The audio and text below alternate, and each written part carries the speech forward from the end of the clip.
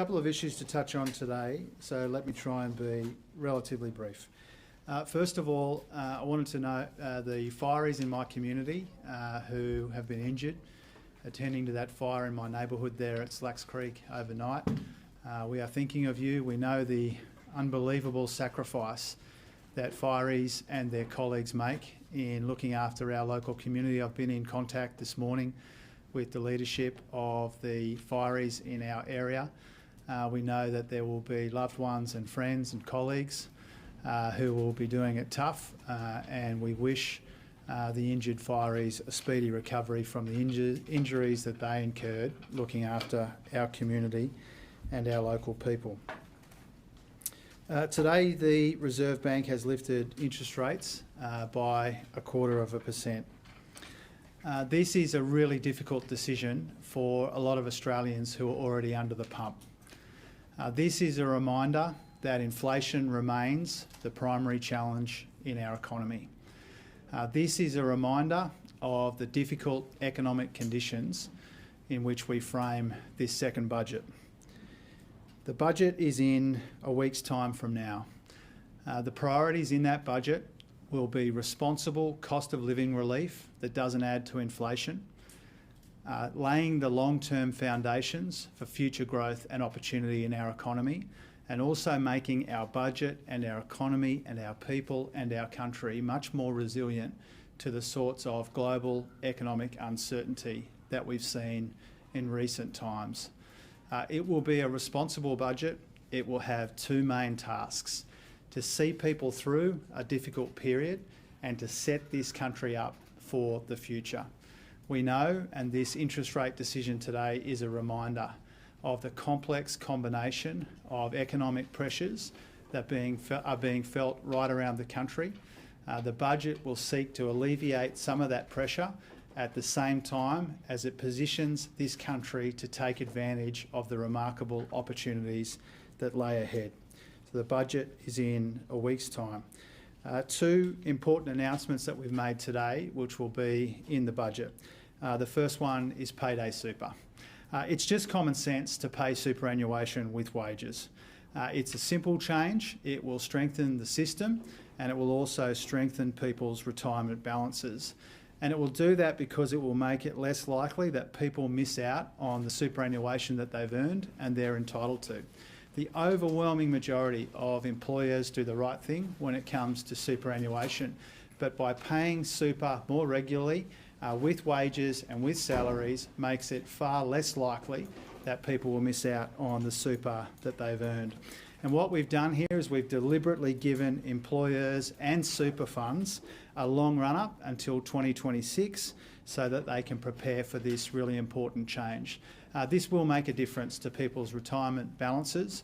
It will make the system stronger and fairer, and we've given people a long lead time, a long run-up, so that they can make this change happen. The last one I wanted to touch on before I turn to you for your questions is around smoking and vaping. I am really proud of the changes that Mark Butler announced today in relation to vaping. I say as the Treasurer, but also as a parent and as an Australian, that this explosion in vaping, particularly amongst our kids, is one of the biggest challenges that we have in local communities like mine. It's a huge challenge in our schools, it's a huge challenge in our families and around our communities. And I'm really just couldn't be more supportive of what Mark Butler has announced today with vaping. It's a really important set of initiatives. We can't sit idly by and see another generation of Australians get hooked on nicotine. You know, this stuff is supposed to help people get off nicotine, not hook them on nicotine. We've seen it explode, especially amongst our kids. These have been very, very troubling developments, and that's what makes today's announcement really important. Over to you. We'll go Michael, and then we'll go here, and then we'll go here.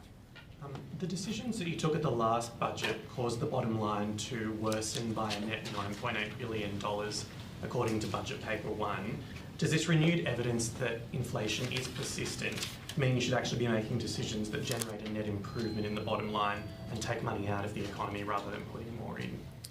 Oh, this inflationary environment puts a premium on what's responsible and what's sustainable. And the most important set of decisions that we took in the October budget were to bank 99% of the upward revision in revenue at the same time as we made key investments in strengthening our economy and fixing our supply chains and dealing with some of the issues on the supply side of the economy.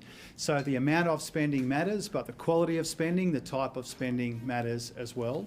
What's most important is that we show the necessary restraint so that every new dollar that we are investing makes a meaningful difference, whether it's to growing the economy or helping people get through a difficult time.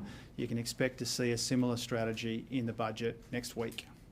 Rachel. Thanks, Treasurer. Given record rises in rents across the country, why not increase Commonwealth rent assistance by even a small amount? Well, you have to wait a week to see the combination of cost of living relief measures that will be in the budget. We know and we acknowledge that Australians are doing it tough. There will be a cost of living package in the budget and it will prioritise the most vulnerable Australians. And what we will try and do there is to make sure that the relief that we provide will be meaningful, but won't add substantially to this inflation problem that we've got in our economy. And so you have to wait and see the combination of measures that we will announce on Tuesday night. I make the same point that I've been making for some time. You know, no government of either political persuasion can satisfy all of the demands for new spending in the budget. You know, typically in the lead up to the budget, particularly the week before a budget, there's always a lot of speculation. Often large swathes of that is accurate and some of it turns out to be inaccurate. And so I would caution you against making assumptions about what is in and not in the budget. I'd encourage you to see what we announce on Tuesday night. I said I'd go to Shane and then I'll go to Sarah, then I'll go to Phil and then I'll go to Amanda. Treasurer Phil Lowe today said that the RBA is expecting growth of 1.25% this year. That's lower than what they were forecasting just 3 months ago. Once you take into account population growth, people are going to feel like they're in a recession. Are you worried that the RBA is tightening rates so much it could drive the country into recession? Well, I don't second guess the decisions taken independently by the Reserve Bank, as you know. My job is different. It's to hand down a budget which is carefully calibrated to these economic conditions that we confront right now. The Reserve Bank, the Treasury, I think almost everybody expects the Australian economy to slow substantially later this year. That is the inevitable consequence, in my view, of higher interest rates combined with the global slowdown. And so the Reserve Bank's forecasts reflect that, the Treasury's forecasts reflect that too, and you'll see that in the updated forecast that I release on Tuesday. Sarah, then Phil, and then Amanda. Just on JobSeeker, considering the number of people who are on this payment and related payments, are you satisfied that the conditions are right in getting people into work? And just secondly, if I may, are you considering changes to consumer contributions in aged care in next week's budget? No is the answer to the second part of your question. You know, we've got a substantial aged care agenda already. You know, clearly at some future point there will be more work to do when it comes to making aged care sustainable. But our focus in the budget, as we've indicated before, is bedding down the changes that we've already announced, as well as giving aged care workers the kind of pay rise that they need and deserve to look after older Australians. Could you repeat your first question, Sarah? The JobSeeker, the mutual obligations and settings of getting people into work, just considering the number of people on the payment at the moment, are you satisfied that's all exactly the way it needs to be, or will you look at? Well, a couple of things about that. Obviously, it's really important that we get the JobSeeker payment right, that we do what we can in tight budgets and in an inflationary environment. But we shouldn't see the task ahead when it comes to Australians who are out of work as one that is exclusively about the adequacy of the payments. And the Economic Inclusion Advisory Committee report's got 37 recommendations. 36 of them aren't about the base rate of JobSeeker, and they are important too. You know, we need to get local communities where there is entrenched long-term unemployment. We need specific initiatives there, and there will be in the budget. You know, we've got an employment white paper that reports it towards the end of this year, which goes to some of these issues around participation. Julian Hill and others are working at the committee level on making sure that the job agency providers are doing what we need them to do. So there's a broad swathe of things that we need to do. Now I see today that Peter Dutton says that we should bring back work for the dole, which I suspect might have been what's prompted your question. I think it's troubling that Peter Dutton doesn't know that work for the dole is still in operation. We did not abolish work for the dole. There are people on the work for the dole program right now. It beggars belief, frankly, that his one big contribution to this whole conversation is to bring back a program that hasn't been abolished. I think I said Phil, and then yeah. Just back to the opening comments. So, you know, you've faced a clamour from all over the place, you know, different sectors for increased welfare spending in this budget. Is it your expectation, or at least hope, that the latest rate rise may now temper that? Or? I don't see it in those terms. I think that the rate rise is really a pretty stark, pretty brutal reminder of the difficult economic conditions that we confront as we finalise the budget. And I think people are broadly aware that we've got an inflationary challenge in our economy. People feel it every day. And inflation is moderating off the peak around Christmas time, but it's still higher than we'd like, for longer than we'd like, and the forecast in the budget will reflect that as well. Our job is to provide responsible cost of living relief, to do what we can without adding substantially to this inflation challenge that we have in our economy. And the best way to do that is to prioritise the most vulnerable.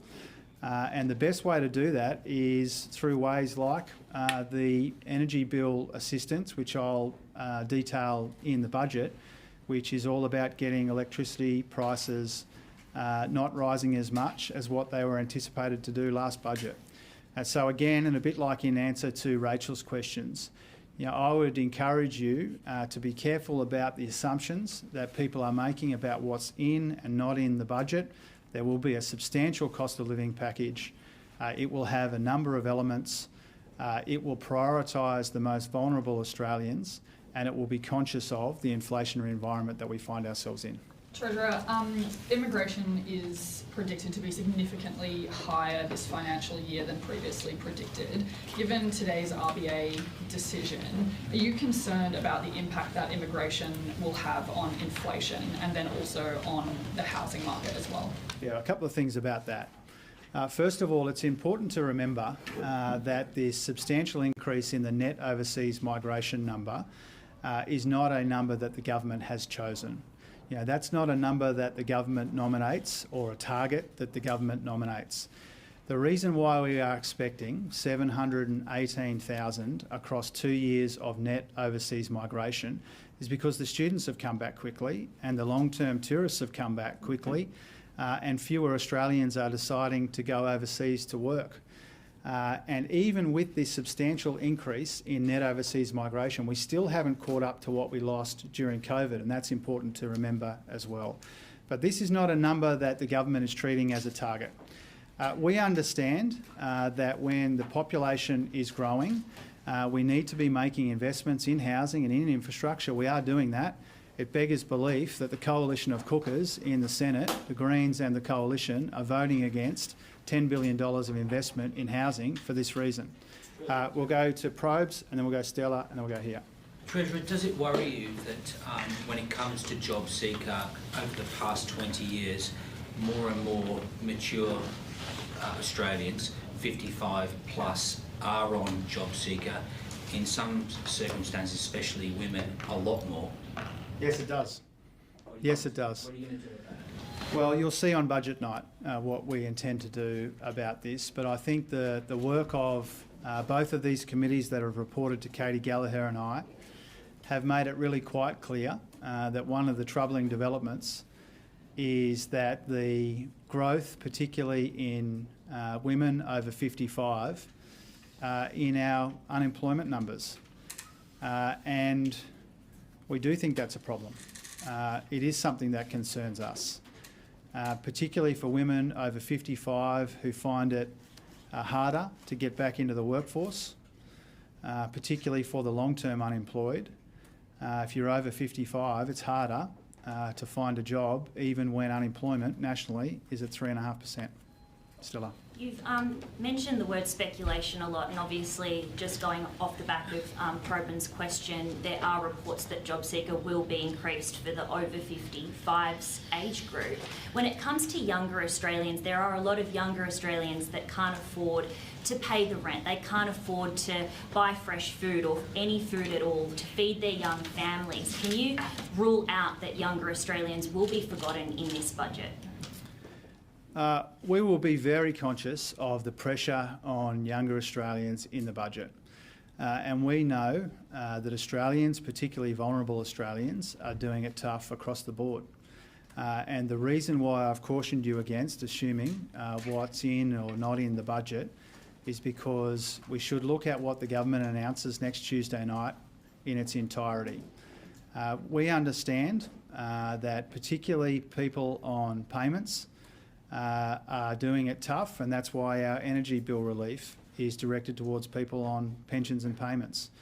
You know, we understand that there are pressures coming from a range of sources on Australians, young and old. We're cognizant of that and we'll respond to that in the budget. Treasurer, a few weeks ago you received a report from Treasury into the petroleum resource rent tax. I think at the time you said a decision hadn't been made as to whether you would respond to that in the budget or after.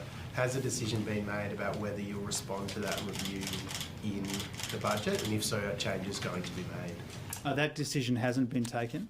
We received that advice, as you rightly point out, quite recently. We've engaged in a subsequent round of consultation, as you'd expect, and when I've got more that I can say about that, I'll say it. Just to clarify, so you won't respond to it in the budget? No, a decision hasn't been taken on the timing of our response to the Treasury advice, which we received very recently. We've been engaged in consultation, as you'd expect from us, and when I've got more that I can say about that, I'll say it. Reece, yeah.